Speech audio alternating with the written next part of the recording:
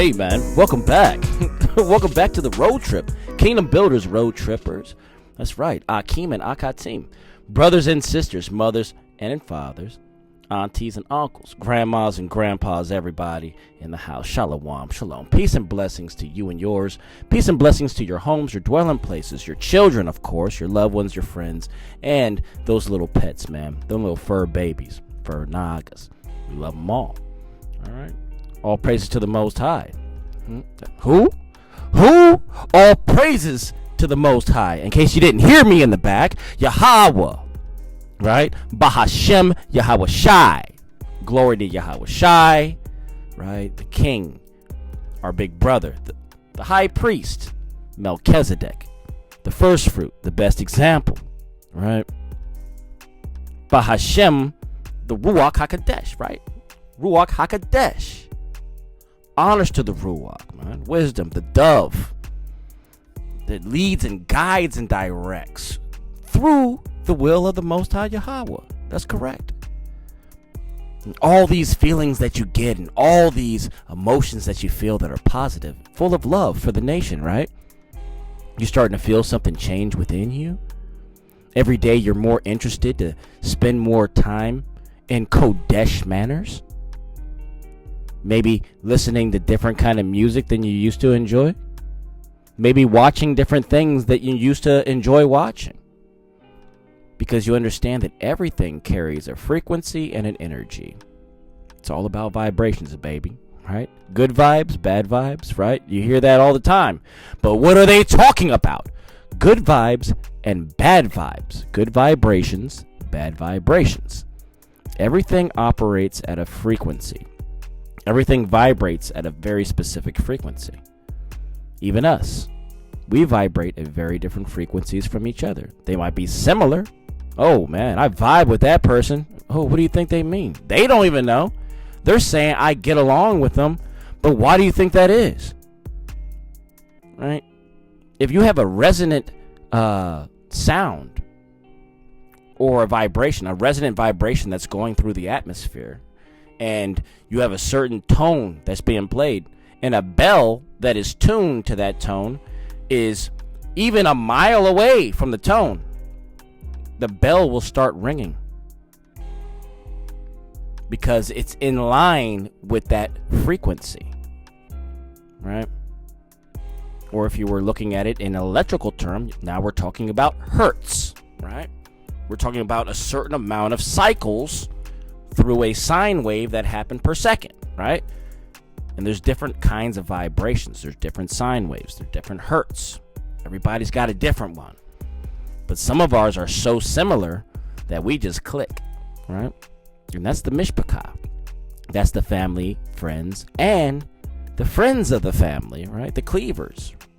And we love y'all too, man. Don't get it twisted. Don't get it twisted. But right now, it's a time for us to celebrate us. So right now, you can't really feel bad. You know what I'm saying? But we love you too. There's a place for you in the kingdom.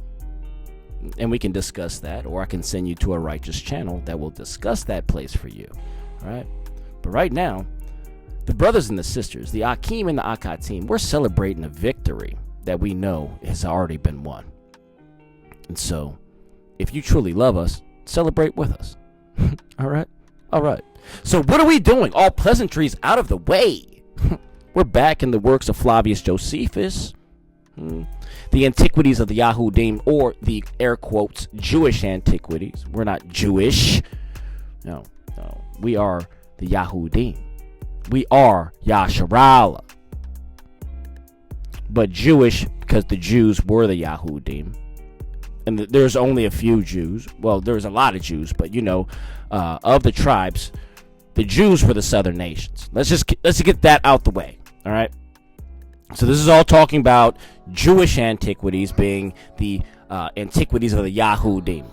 Now Ephraim and all the Asher and you name it, Gad, all the northern tribes, that's Yasharallah, right? Yes. All Yasharallah, the house of Yasharallah, all of us. But when you talk about the Jewish or the Yahudim, now you're only talking about the southern kingdom, right? Yahuda, Judah, Benjamin, or Benjamin, or maybe I pronounced that wrong, Benjamin. And then you had some scattered parts of Levi, right? The priest family.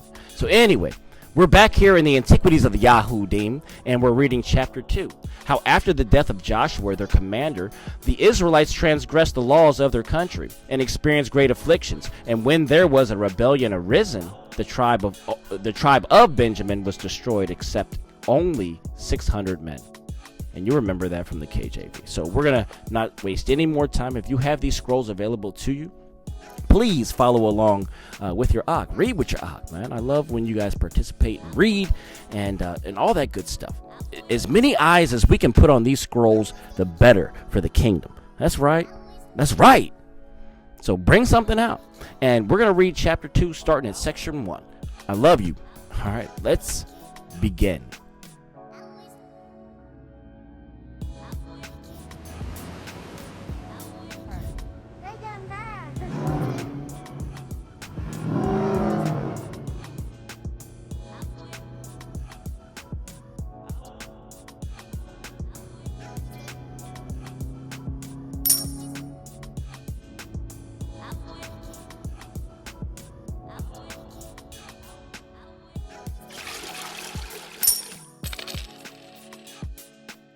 All right, no delay. Chapter 2, section 1. After the death of Joshua and Eleazar, Phinehas prophesied, and according to Yahweh's will, they should commit the government to the tribe of Judah, and that this tribe should destroy the race of the Canaanites, for then the people were concerned to learn what was the will of the Most High Yahweh. They also took to their assistance the tribe of Simeon, but upon this condition, that when those that had been adjoining the tribe of Judah should be killed, they should do the like for the tribe of Simeon. End of section 1. Let's continue. Section 2 reads, But the affairs of the Canaanites were at this time in a flourishing condition, and they expected the Israelites, right, Yasharallah, with a great army at the city Bezek, having put the government into the hands of Adonai Bezek, whose name denotes the Lord of Bezek, for Adonai in the Hebrew tongue signifies Lord. See, that's why you hear, I'm interjecting right now. That's why you hear me say Adonai instead of Lord. I say Adonai, Adonai. Adonai in Hebrew, but for somebody who's like a slave to somebody else, they're going to say Adon. Adon. Master, right? It means Lord, Master. For Adonai. And that's why we call Yahushai Adonai. And that's why you heard all of his disciples and the apostles, they called him Adonai. It's more intimate. It's like Master instead of the word Lord, right? So that's why he called himself Adonai Bezek, whose name denotes Lord of Bezek. For Adonai in the Hebrew tongue signifies Lord. That's why we don't use Lord, because that's Greek and that's Roman. Okay, so let's continue. Now, they hope to have been too hard for the Israelites, right? The Yashra'el, because Joshua was dead. But when the Israelites had joined battle with them, I mean the two tribes before mentioned, they fought gloriously and killed more than 10,000 of them and put the rest to flight. And in the pursuit, they took Adonai Bezek, who, when his fingers and toes were cut off by them, said, Nay, indeed, I was not also to lie concealed from the Most High Yahweh, as I find by what I now endure, while I have not been ashamed to do the same to 72 kings. Interjecting, he already did these same things. He caught these kings and cut off their fingers and toes. And they're not telling you that they cut off their man parts, man. They castrated these men. They wanted to make them as useless as possible. You got no fingers, you can't do work, right? You ain't got no junk, you can't reproduce. All right? Sorry, ladies. But I'm not sorry. This is what it is. This is what he did to 72 kings, and now it happened to him. Righteous retribution, man. This is judgment. Let's continue reading. So they carried him alive as far as Jerusalem, and when he was dead, they buried him in the earth, and went on still in taking the cities. And when they had taken the greatest part of them, they besieged Jerusalem. And when they had taken the lower city, which was not long after, they killed all the inhabitants, but the upper city was not to be taken without great difficulty, through the strength of its walls and the nature of the place. And that's the end of section 2. Do you understand, man? Life was brutal back then. It was straight crazy, man. If you were not walking in truth and righteousness, you could get stoned to death or struck down by hail inside of your own camp. Right? So imagine what you have to be when you're going out here in war and you're traveling with your brothers and you're going to be on the road for like 6 to 9 months. They're not telling you how long these people are gone for. You might travel a 10 days journey just to set up a recon camp to scout them out for months. You don't know what they had to do. And while you're gone, you're seeing maybe a lot of these heathen women coming out of the camp to watering holes, leading flocks and feeding flocks and watering herds. And you're seeing these different attractive things that might, kind of go to the eye. You're still keeping Shabbats out there, remember? Even when you're in the wilderness traveling, you're still keeping Shabbats. You had to stay righteous. This is before the laws of liberty and laws of righteousness, right? The royal laws, right? Still following the law of Moshe right here. To the T. Right? That was the compass. That was the moral compass right here while we're reading. But let's continue. Sorry, I digress. This is supposed to be just a reading channel, but sometimes I just, I get fired up in the Ruach. So let me reset because I don't even know where I'm at on the page right now. So let me figure out where I'm at. We'll continue. All praises to the Most High. Selah, though. All right? Cool. Okay, so I wasn't jumbled up. That was just the end of section 2. Let's continue. Let's go, Mishpachah. Section 3, and it reads, "For this reason they removed their camp to Hebron, and when they had taken it, they killed all the inhabitants. There were until then left the race of giants, right, the Raphaim, who had bodies so large and countenances so entirely different from other men that they were surprising to the sight and terrible to the hearing. The bones of these men are still shown to this very day," right? You call them dinosaur bones. And they put them together to make them look very convincing. They used dragon heads and they mixed them together with Nephilim bones and they got dinosaurs. Oh my goodness. So creative, right? It's kind of funny how they're all stuck together with like these sticks and poles. And man, come on. Let's continue reading. To this very day. And they are unlike those of other men. Now, they gave this city to the Levites as an extraordinary reward, with the suburbs of 2,000 cities, but the land thereto belonging they gave as a free gift to Caleb, according to the injunctions of Moshe. This Caleb was one of the spies which Moshe sent into the land of Canaan. They also gave land for the habitation of the posterity of Jethro, the Midianite, who was the father-in-law of Moshe, for they had left their own country and followed them, and accompanied them in the wilderness. That's the end of section 3, okay? Follow me, man. Come on. We got some more to read. I think we got like 12 sections. Like, what do we got? 12 sections and some notes. Cool? You got it? All right, let's go. All right, we're putting section 4 and 5 together because they're shorties, all right? Section 4, and it reads, "Now the tribes of Judah, Yehudah, and Simeon took the cities which were in the mountains part of Canaan, as also Ashkelon and Ashdod of those that lay near the sea, but Gaza and Ekron escaped them, for they, lying in a flat country and having a great number of chariots, sorely harassed those that attacked them.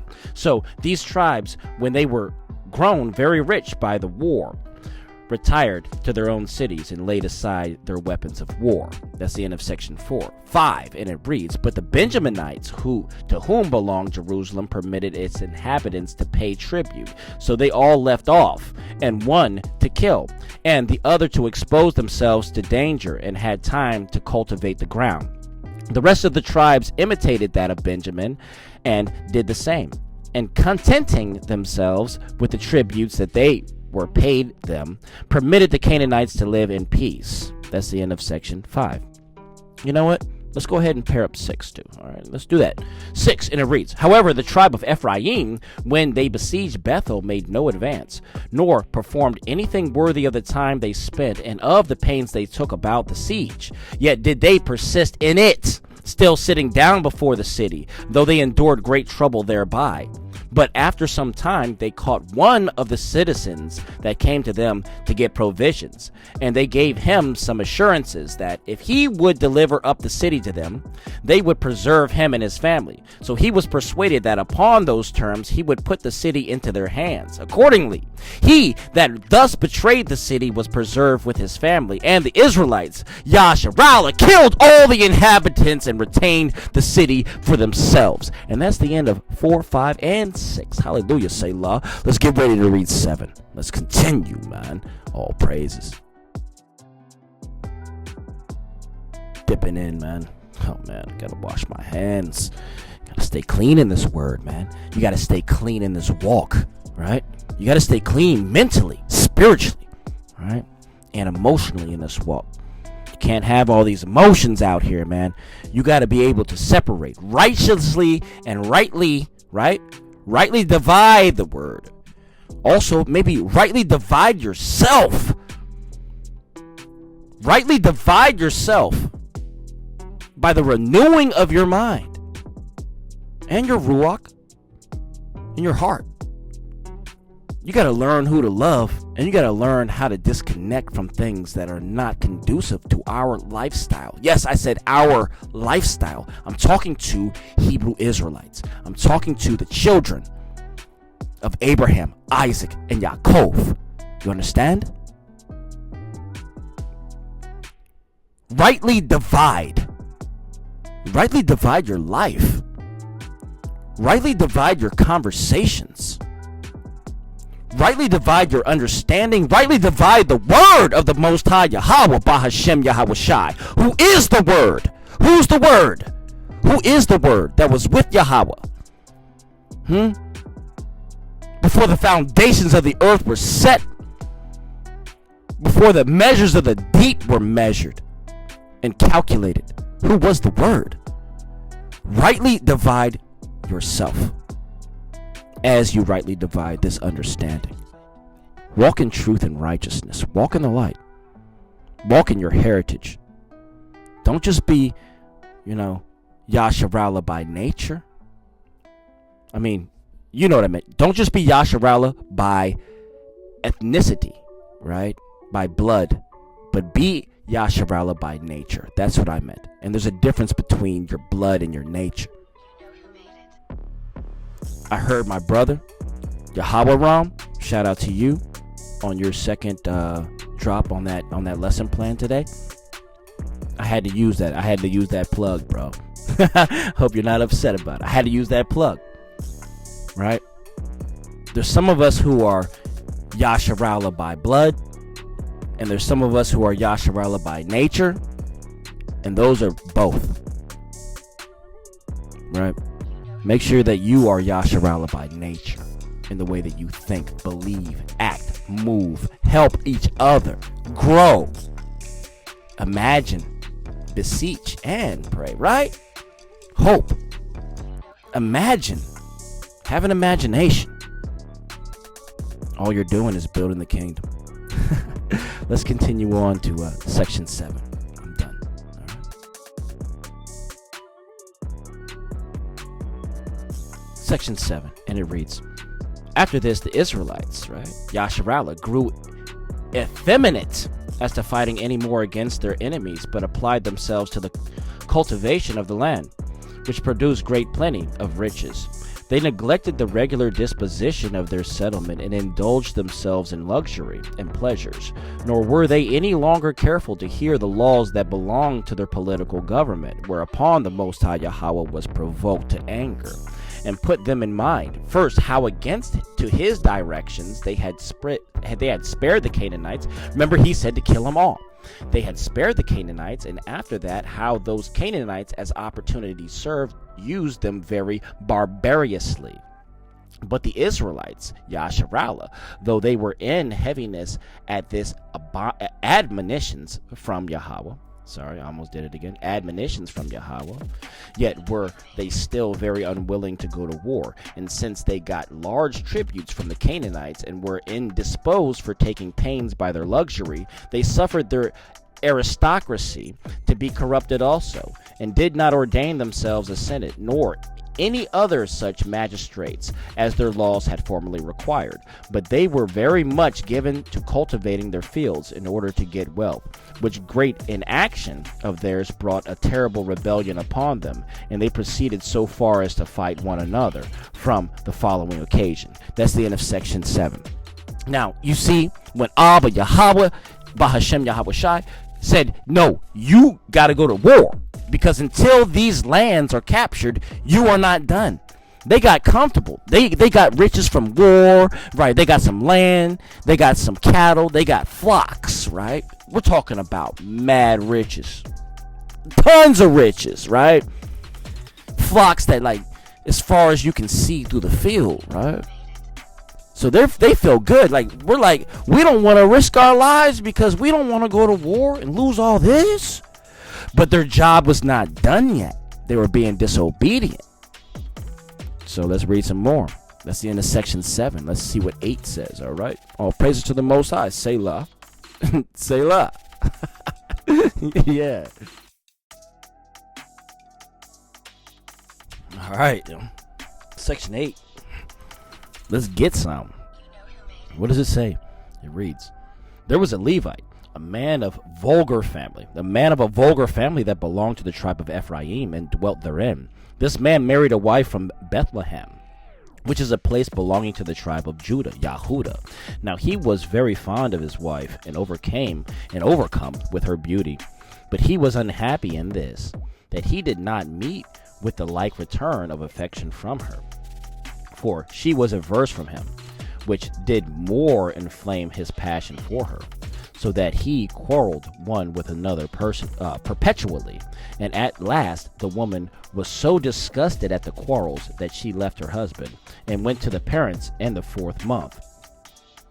Thus, the husband, being very uneasy at her displeasure and her departure, and that out of his fondness for her, came to his father and mother-in-law and made up their quarrels, and was reconciled to her, and lived with them for 4 days. And being kindly treated by her parents, on the 5th day he resolved to go home, and went away in the evening, for his wife's parents were loath to part with their daughter. They didn't want to see her go, and they delayed the time until the day was gone.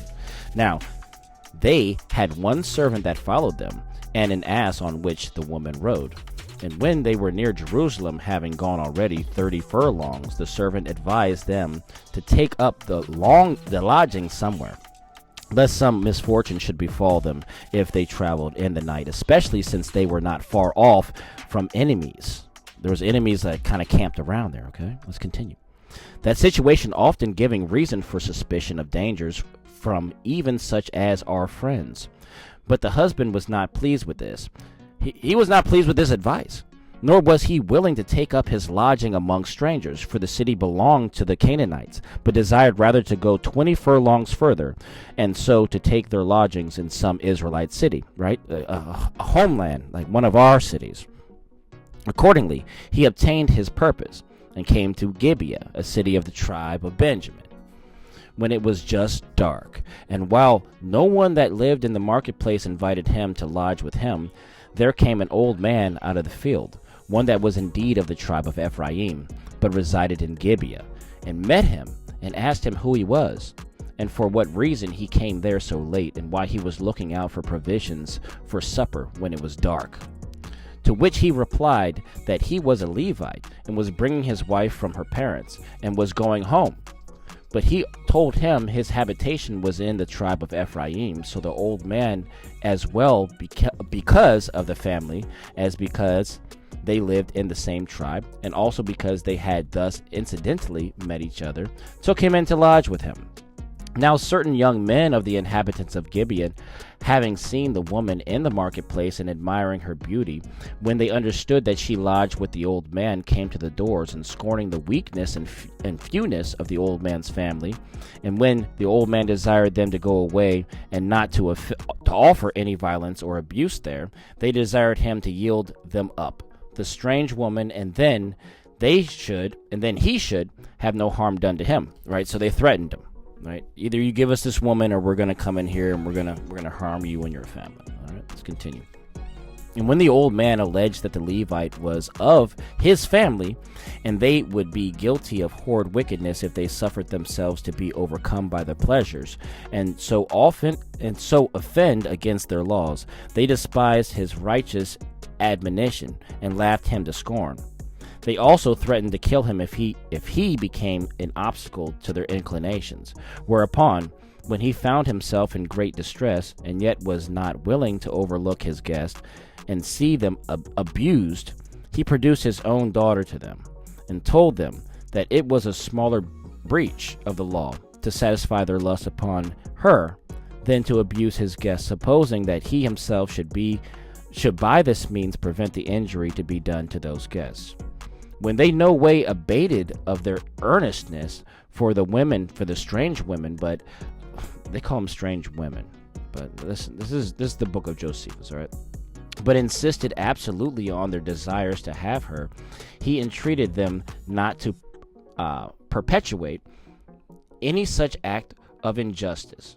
But they proceeded to take her away by force, and indulging still more the violence of their inclinations, they took the woman away to their house. And when they had satisfied their lust upon her the whole night, they let her go about daybreak. So she came to the place where she had been entertained under great affliction at what had happened, and was very sorrowful upon occasion of what she had suffered, and dared not look upon her husband in the face for shame, for she concluded that he would never forgive her for what she had done. So she fell down and gave up the ghost. She died. But her husband supposed that his wife was only fast asleep, and thinking nothing more of a more melancholy nature had happened, tried to raise her up, resolving to speak comfortingly to her, since she did not voluntarily expose herself to these men's lust, but was forced away to their house. She was raped. But as soon as he perceived she was dead, he acted as prudently as the greatest of his misfortunes would admit, and laid his dead wife upon the beast, and carried her home, and cutting her limb by limb into 12 pieces, he sent them to every tribe, and told to those that carried them to inform the tribes of those that were the causes of his wife's death, and of the violence they had offered to her. That's the end of section 8. That's really depressing, actually. That's really sad. You had to cut her up too, and send her into all the 12 tribes. Man. Different times, man. Right. Same ruachs, same spirits, different times. Let's continue, Mishpachah. Section 9, and it reads, Upon this, the people were greatly disturbed at what they saw, and at what they heard, as never having had the experience of such a thing before. So they gathered themselves to Shiloh out of a great and a just anger, and assembling in a great congregation before the tabernacle, they immediately resolved to take arms, and to treat the inhabitants of Gibeah as enemies. But the Senate restrained them from doing so, and persuaded them that they ought not to hastily to make war upon people of the same nation with them, before they spoke with them by words concerning the accusations laid against them, it being part of their law that they should not bring an army against foreigners themselves, when they appear to have been injurious, without sending a declaration first, and trying thereby whether they will repent or not. And accordingly they exhorted them to do what they ought to do in obedience to their laws, that is, to send to the inhabitants of Gibeah, Salakiyah, to know whether they would deliver up the offenders to them, and if they deliver them up, to rest satisfied with the punishment of those offenders. But if they despise the message that was sent to them, they were determined to punish them by taking up arms against them. Accordingly, they sent to the inhabitants of Gibeah, and accused the young men of the crimes committed in the affair of the Levite's wife, and required of them those that had done what was against the law, that they might be punished as having justly deserved to die for what they had done.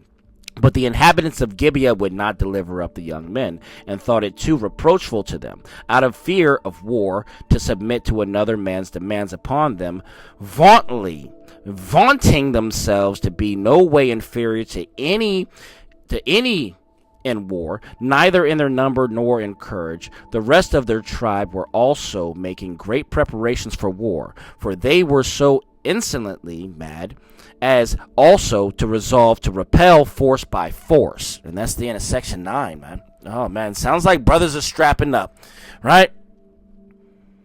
And that's pride. It's pride because they couldn't use their words. Don't you see what's going on? These are some unrighteous brothers right here. Oh, we can't talk about it? Oh, nah, man, I ain't trying to hear nothing, man. I ain't trying to hear nothing what this Nahggaa got to say. Nah, man. Nah, you want to try me? You want to try me? All right, bet. Run up and get done up. And see, that's the same mentality. See these brothers? They over here strapping up, getting ready for war. Let's read section 10. All right, man. But they had no diplomacy. They didn't even talk first. So you don't even talk first, but you want to go run up? Hey, that's a spiritual drive-by. You got no information. You got no intel. You're a fool. Let's continue. Section 10. When it was related to the Israelites what the inhabitants of Gibeah had resolved upon, they took their oath that no one of them would give his daughter in marriage to a Benjaminite, but make war with great fury against them. Then we have learned our forefathers made war against the Canaanites, and sent out presently an army of 400,000 against them, while the Benjaminites' army was 25,600. 500, right? Let me read that again. 25,600, 500. Yeah, I read it right. Of whom were excellent at slinging stones with their left hands. Insomuch that when the battle was joined at Gibeah, the Benjaminites beat the Israelites. And of them there fell 2,000 men, and probably more had been destroyed had not the night come on and prevented it, and broken off the fight. So the Benjaminites returned to the city with joy, and the Israelites returned to the camp in a great fright at what had happened. On the next day, when they fought again, the Benjaminites beat them again. And 18,000 of the Israelites were killed. This is the war between the northern and southern tribes. Right? Okay, pay attention. These are the war of the Yahudim, the war of Yasharal. Of the Israelites were killed, and the rest deserted their camp out of fear of greater slaughter. So they came to Bethel, a city that was near their camp, and fasted on the next day, and begged the Most High Yahweh by Phinehas, the high priest, that his wrath against them might cease, and that he would be satisfied with these 2 defeats, and give them the victory and power over their enemies. Accordingly, the Most High Yahweh promised them so to do by the prophesying of Phinehas. That's the end of section 10. Let's get 11. 11 reads, When therefore they had divided the army into 2 parts, they laid the one half of them in ambush about the city Gibeah by night, while the other half attacked the Benjaminites, who, retiring upon the assault, the Benjaminites pursued them, while the Hebrews retired by slow degrees, as very desirous to draw them entirely from the city, and the other followed them as they retired, until both the old men and the young men that were left in the city, as too weak to fight, came running out together with them, as willing to bring their enemies under. However, when they were a great way from the city, the Hebrews ran away no longer, but turned back to fight them, and lifted up the signal they had agreed on to those that lay in ambush, who rose up, and with a great noise fell upon the enemy. Now as soon as ever they perceived themselves to be deceived, they knew not what to do. And when they were driven into a certain hollow place, which was in a valley, they were shot at by those that encompassed them. Right? So the archers. Then, until they were all destroyed, excepting 600, which formed themselves into a close body of men, a tight circle, and forced their passage through the midst of the enemies, right? The Gibeonites, and fled to the neighboring mountains. And seizing upon them remained there, but the rest of them, being about 25,000, were killed. Then did the Israelites burn Gibeah, and killed the women and the males that were under age, and did the same also to the other cities of the Benjaminites. And indeed, they were enraged to that degree that they sent 12,000 men out of the city and gave them orders to destroy Jabesh Gilead, because it did not join with them in fighting against the Benjaminites. Accordingly, those that were sent killed the men of war with their children and wives, excepting 400 virgins. To such a degree had they proceeded in their anger, because they not only had the suffering of the Levite's wife to avenge, but the slaughter of their own soldiers. That's the end of 11. All right. So they were going out there for more than just war. They wanted revenge and just pure bloodshed and warm blood, not cold.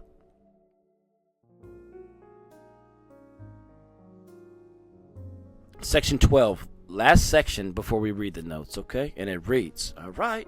All praises, man. All right, family. And it reads, however, they afterward were sorry for the calamity they had brought upon the Benjaminites and appointed a fast on that account, although they supposed those men had suffered justly for their offense against the laws. So they recalled by their ambassadors those 600 which had escaped. These had seated themselves on a certain rock called Rimmon, which was in the wilderness. So the ambassadors lamented not only the disaster that had befallen the Benjaminites, but themselves also by the destruction of their family, and persuaded them to take it patiently, and to come and unite with them, and not, so far as possible, to give their approval to the utter destruction of the tribe of Benjamin, and said to them, we give you leave to take the whole land of Benjamin to yourselves, and as much spoils as you are able to carry away with you. So these men with sorrow confessed that what had been done was according to the decree of the Most High Yahweh, and had happened for their own wickedness, and assented to those that invited them, and came down to their own tribe. The Israelites, right? Yasharallah also gave them the 400 virgins of Jabesh Gilead for wives. But as to the remaining 200, they deliberated about it, how they might compass wives enough for them, and that they might have children by them. And whereas they had, before the war began, taken an oath that no one would give his daughter to wife to Benjamin, or to a Benjaminite should no one give their wife, right, to their daughters. Some advised them to have no regard to what they had sworn, because the oath had not been taken advisedly and judiciously, but in a passion, and thought that they should do nothing against the Most High Yahweh if they were able to save a whole tribe which was in danger of perishing, and that perjury was then a sad and dangerous thing, not when it is done out of necessity, but when it is done with a wicked intention.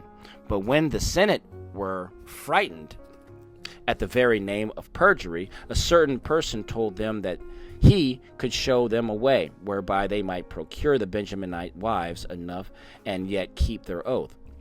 Yet asked him what his proposal was. They did.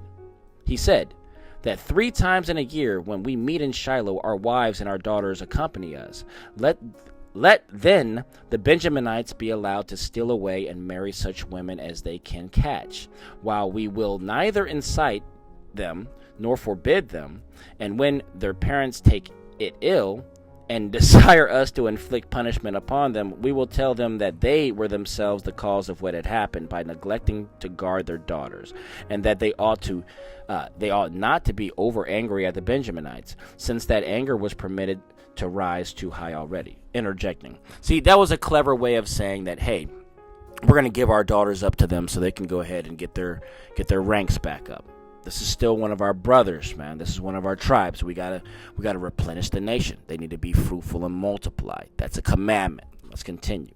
So the Israelites were persuaded to follow this advice and decreed that the Benjaminites should be allowed thus to steal themselves wives. So when the festival was coming on, these 200 Benjaminites lay in ambush before the city by 2 and 3 together, and waited for the coming of the virgins in the vineyards. So it's almost like a celebration. Like, every year we come out, when we come out here on the celebration, we come out here and snatch some women up. You know what I mean? That's what happened. Coming of the virgins in the vineyards and other places where they could lie concealed. Accordingly, the virgins came along playing and suspected nothing of what was coming upon them. See, they knew it was a game. It's like it's a culture. It's like a tradition at this point. They go out there acting like nothing's gonna happen. Probably dressed in their best, looking cute, right? Looking real dolled up. And there's some Benjaminites that are hiding around in the bushes. And they go out there and steal themselves some wives. Everybody knows what's happening, but they act like they don't. You see this? Listen, read it.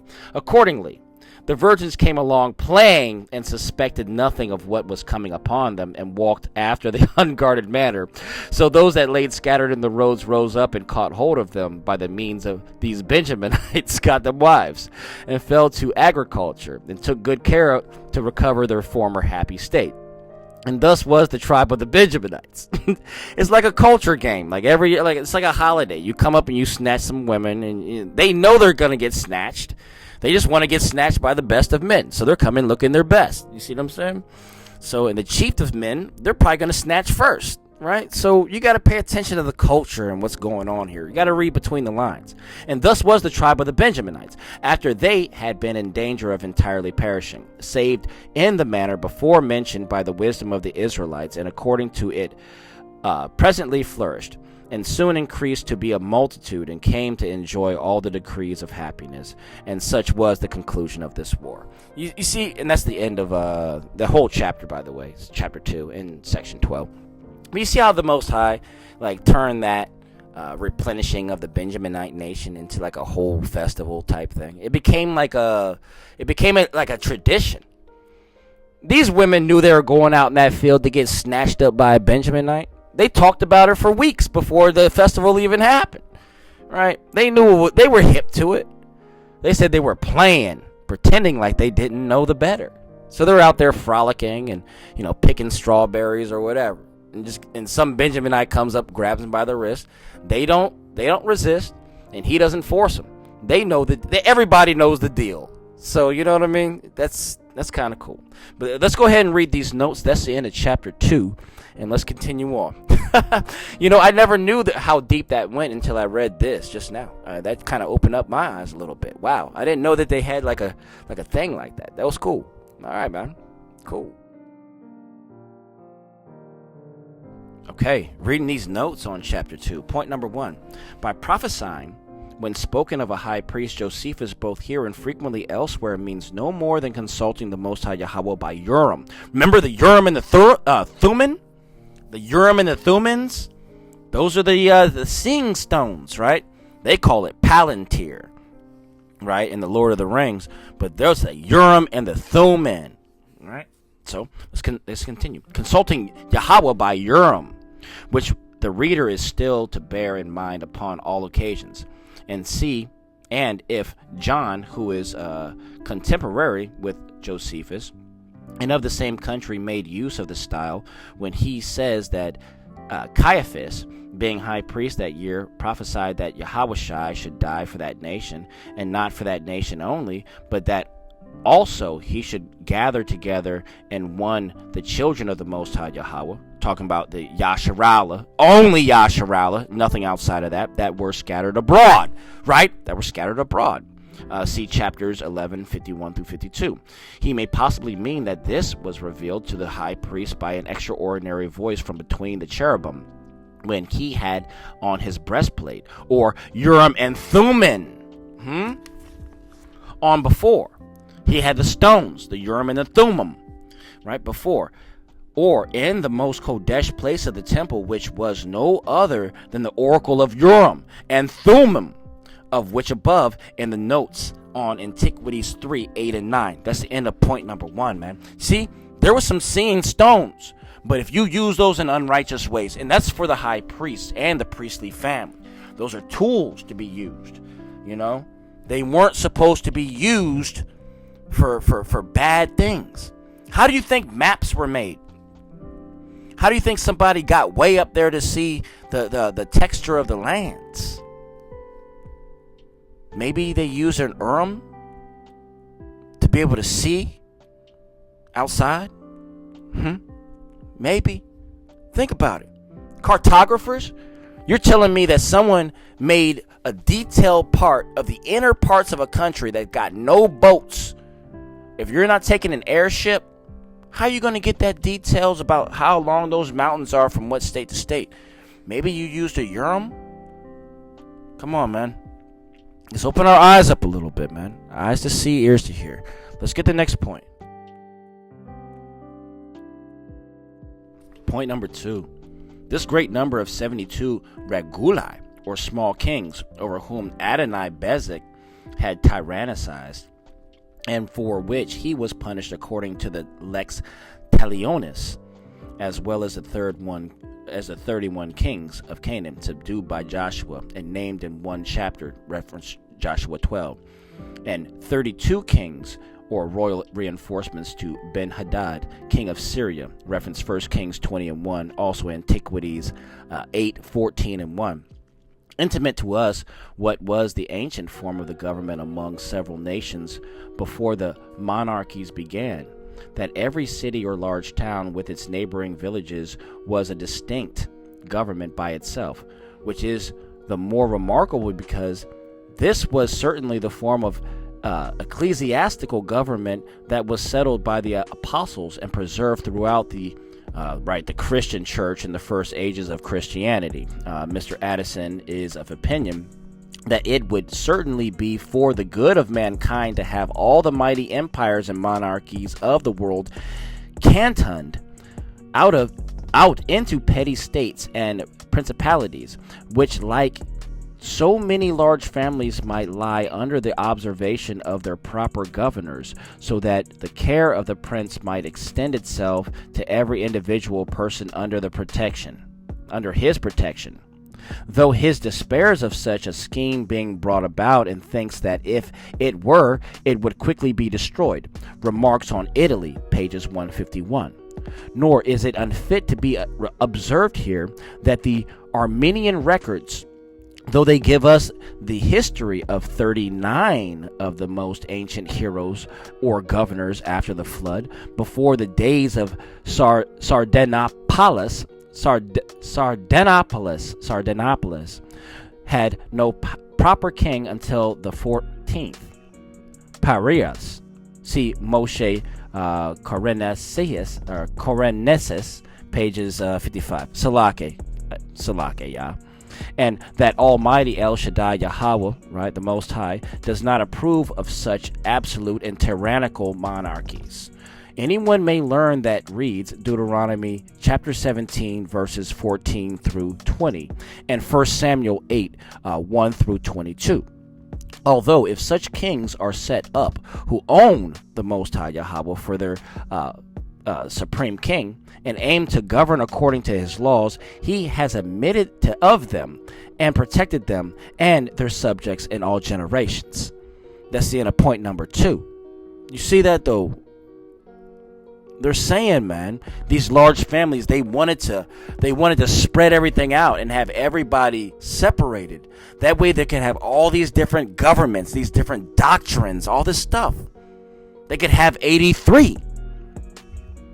Because if everyone's together, when all Yasharal's together, when Yasharala, the nation of Yasharala, when we're together, they can't have dominion. It's impossible.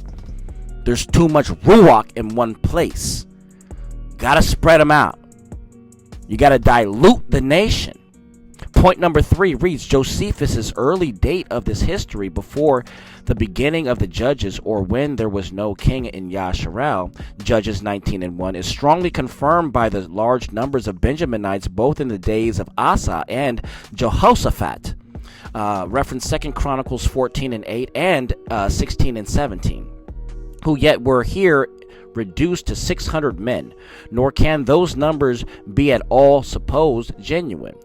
If they were reduced so late as the end of the Judges, where are other copies placed this reduction? Where are others copies placed this reduction? It's just like there's some inconsistencies in Josephus's work, because remember, he was known to exaggerate and to stretch numbers. Not to mention, he was horrible at math. Let's read this last point. Point number 4. Josephus seems here to have made a small mistake. Oh boy. Oh, what a surprise. What a surprise. He was human, man. Josephus here seems to have made a small mistake when he took the Hebrew word Bethel, which denotes the house of the Most High Yahweh, or the tabernacle, reference Judges 20 and 18, for the proper name of the place, Bethel, in no way appearing that the tabernacle was ever at Bethel. Only so far it is true that Shiloh is the place of the tabernacle in the days of the judges was not far from Bethel, right? And that's the end of all of it. That's the end of the last point. But that's what I understood. I never knew that the tabernacle was in Bethel. And if you have verses or scrolls to bring that out, please edify me. I'm not here knowing everything. But if something sounds strange or fishy, red flag, I'll bring it up, man. But if the tabernacle was in Bethel, show me the verse. I would love to see it. Because I would love to correct that. All right? Cool. That's the end of that, Mr. Pekai. All praises to the Most High. Abba Yahweh, man. Bahashem Yahweh Shai. That's right, man. Honest to the Ruach. Thank you all for being here with me, Kingdom Builders. My love and my respect goes out to y'all, man. Much love and much respect. As always, Kingdom Builders, Road Trippers, Akeem and Akatim, right? That's right, man. Mothers, fathers, fathers and mothers, grandpas and grandmas. That's right, man. Everybody in the house. Shalom and shalom. Peace and blessings to you, your homes, your dwelling places. All that stuff that means so much to you in your life, Mr. Pekai. I beseech that you get it all and get it in measure. And I beseech that you are blessed. And as we're on the road trip, it's appropriate on the road trip to say as you're traveling up and down the roads to and fro, be safe out there. Especially if you got those kitties in the car, man. Them little children, right? All praises to the Most High. That's the nation. That's the nation, right? So make sure that nation gets edification. You know, raise them little kitties right, man. That's our future, bro. All right. All praises, man. So anyway, until we speak again, until we read again, until we meet again, all praises to the Most High. You already know the program. I love you all, and I'll see you all soon. Yahweh willing.